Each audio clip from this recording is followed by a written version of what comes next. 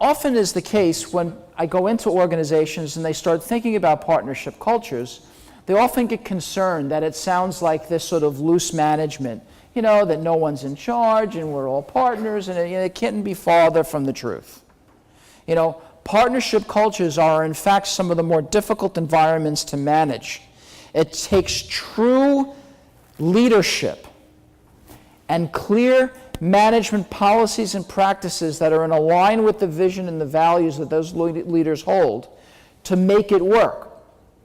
And so this then causes us to move into a discussion. We could have another discussion now about leaders and leadership.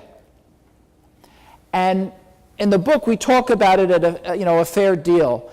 But if I distill it down to its basic, sort of just the basic kernel, what we're really talking about is trust. Why does somebody follow somebody else? Whether it's in the military or whether it's in an organization, it's because you think that by following that person, somehow you are going to benefit, and often benefit economically. And so as you begin to think about that relationship developing, you start to get into issues of trust. And then what's at the root of that trust? Now, at the root of it, my language is around the 3 C's. We talk about the competence of the individual, right? Imagine you're in the military and you're going to take the hill and they're shooting at you. Nobody really wants to follow an idiot into battle, right? Come on, let's go. Really? I mean, just think about what it takes, though. But think about what it takes. They're shooting at you, and we're going to go that way, right? So the competence of the leader or the person in charge is really paramount. And you can think about the organizational equivalent, right? I have a family. I'm going to join your company. Why should I follow you? So competence. Credibility. You do what you say you're going to do, both from you deliver and from an ethics point of view. And then concern. Concern about what? Concern for employees, concern for customers, concern for the community, concern for the things that are important. Or are we talking about a leader who we know is only concerned about making money? The customer is really a surrogate ATM, and you're just a nothing, you're a cipher, you're a means to that.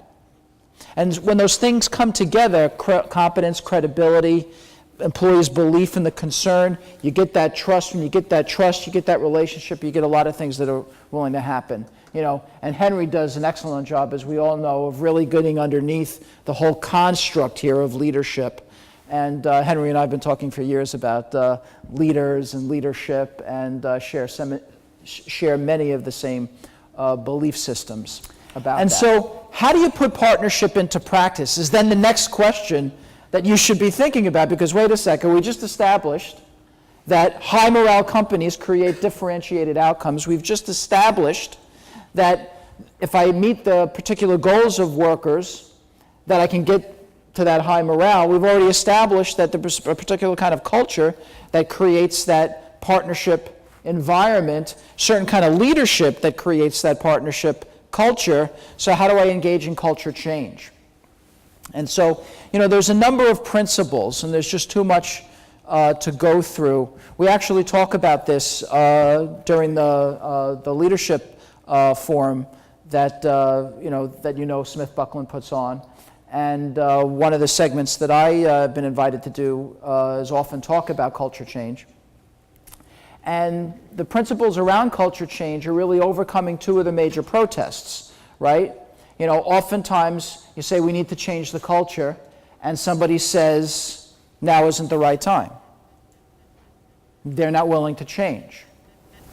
And one of the things that Henry and I agree with is that culture change, any change, but culture change as well, is a matter of will of the leadership and the skill of the leadership. Right? You can change the skill. It's hard to it's hard to make them willing. It's the will and the skill. The skill pieces, we start to work around the circle here.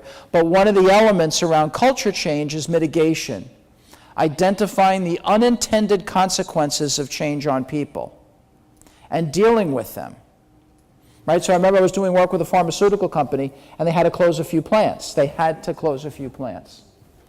But what they did is they worked through the unintended consequences and intended consequences associated with that plant closing.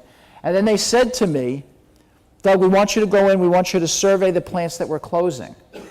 So again, learning from my clients, I go, why would you want to do that?